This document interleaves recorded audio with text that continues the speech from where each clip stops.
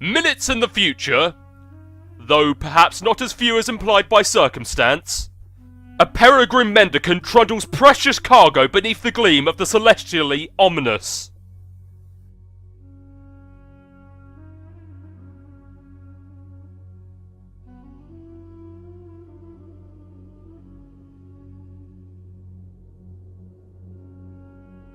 Maybe you should go outside and get some sun. You say a bittersweet goodbye to your beloved city. It is time to move on to greener pastures. By which, of course, you mean an arid, sandy wasteland upon which nothing green has grown in years. The door shuts behind you. A panel on the door becomes illuminated. As you ponder over the marks on the panel, you hear another mechanical sound overhead.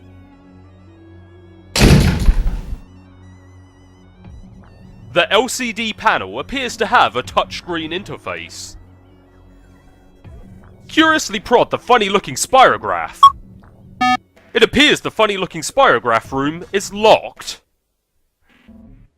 The floor rotates a full 360 degrees beneath you, while the surrounding wall seems to stay put. Try selecting the triangly fractal. The triangly fractal room does not appear to be locked. The floor turns 120 degrees and the door opens. You go through the door to find another room. It's the same size as the other one you just wasted all of that time in, while a clock was ticking down to something which may or may not have been your doom. Maybe there is something in here that will help you escape. Against the wall there is another perplexing contraption. Against the opposite wall is some sort of control panel which catches your eye. It has two large screens, but only one appears to be active. There are fields for numbers which appear to be modifiable with the dials to the right. Some numbers are already supplied by default, perhaps entered by the previous user. There are a few buttons below, the largest one bearing the symbol marking this room. Also, it looks like there is a meter stick propped up there for some reason. Attach your trusty knife to the meter stick. You immediately craft a measuring spear through possibly the most advanced form of alchemy employed thus far. This is obviously the most important thing to do first. Obviously, or it would obviously be the most important thing to do had you remembered to bring your trusty knife. You feel so insecure without your trusty knife. It makes you want to slit your wrists, or at the very least, flog your carapace with some sort of measuring apparatus. Look at the other wall. You examine the perplexing contraption across the room. You of course have no idea what it could possibly do. You adopt the only obvious course of action, which is to poke and prod at it with your handy ruler. You are quite sure this is what science is all about. It is suggested that you press the triangle pattern. You go back to the control panel, which is obviously controls that gizmo, and you push the big blue button, which is obviously probably the most obvious thing to push. You apirify a pumpkin. Upon examination of the pumpkin, it seems that this mysterious gourd was transported, apirified, from a specific time and location somewhere on this planet that you are on. You wonder if the machine, a purifier, will take any object that exists at whatever time and location you supply. There is a symbol carved on the pumpkin.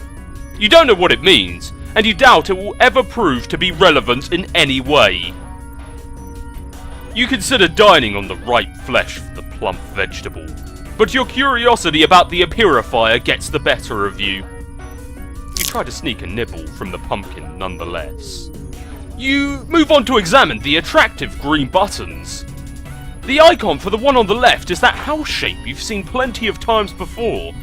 The right one, on closer inspection, appears to be a map for this underground facility, with an X marking its centre. You push the button. All of the numbers change. Perhaps these are the coordinates for the location of the centre of this facility, along with the local date and time? If this is the case, it would make a useful reference point for your current bearings. One way to find out would be to attempt to apirify something from this facility. It should be easy to zero in on a location relative to the center, because you have an uncanny knack for tracking precise distances you have already traversed in whatever units you choose. Your handy ruler gives you a good clue as to the basic unit of human measurement. You will go with that. You nudge the coordinates very slightly and bump up the elevation by 0.5 human measurement units. You make sure to keep the time approximately what it was to begin with. You purify your trusty knife. You nudge the numbers a bit more and purify a bunch of cans. This is so much more efficient than walking back into the other room to get them. You are to believe that time is at a premium, after all. It is suggested that you de-purify the pumpkin. Did this machine look like a de-purifier to you? Honestly, the idea that an purifier could both purify and de-purify things is so laughably ridiculous. You wish someone would de-purify your brain and re-purify it with a brain that is more smart and less dumb. It is suggested that you use your trusty knife to carve a spook scammer into the pumpkin. What the hell are you talking about? That idea makes no sense at all, and is basically meaningless. Try using that mushy stuff in your gourd next time. Instead, you just carve off the top, exposing a decadent cache of gorgeous seed-laden ambrosia. Needless to say, you consume all of it rather quickly, but it turns out to be too gross for us to watch. Maybe you should try moving the spirograph switch. You cannot move it. It has a spirograph-shaped indentation, and possibly will require a special kind of key to turn it. Then purify the firefly out of the amber.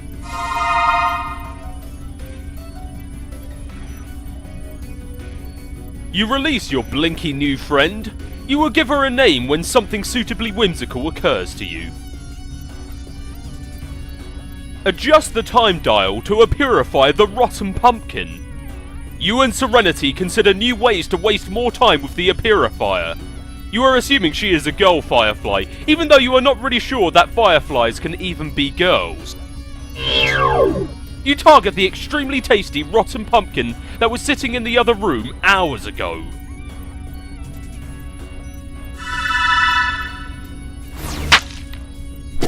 It seems the purifier cannot purify something if it will create a time paradox.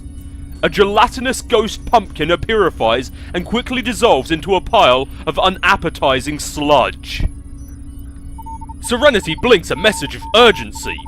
You nearly forgot that while trapped in the amber, she was witness to all of your tomfoolery and dilly-dallying in the other room, and knows that the timer is about to expire. It is time to get this show on the road and escape. You reset the coordinates with the right green button again, and this time only adjust the elevation by approximately 10 human measurements.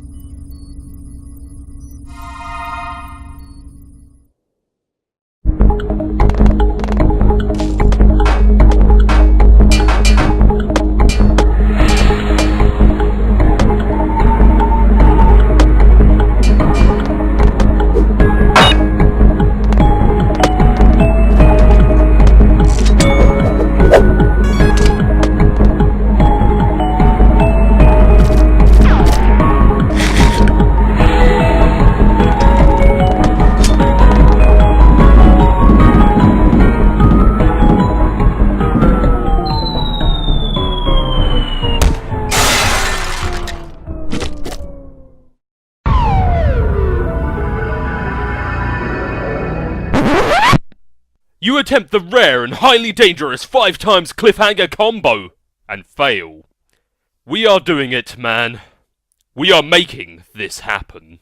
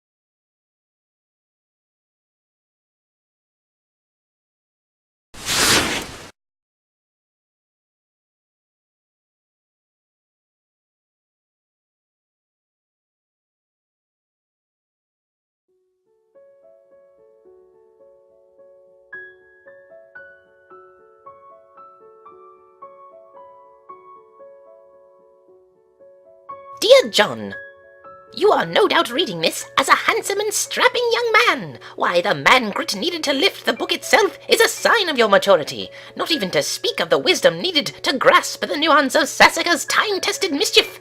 I am so proud of you, grandson. How I wish I could have delivered this heirloom to you in the flesh, but I am afraid it wasn't in the cards. For you see, John, like you, this book must yet take a journey.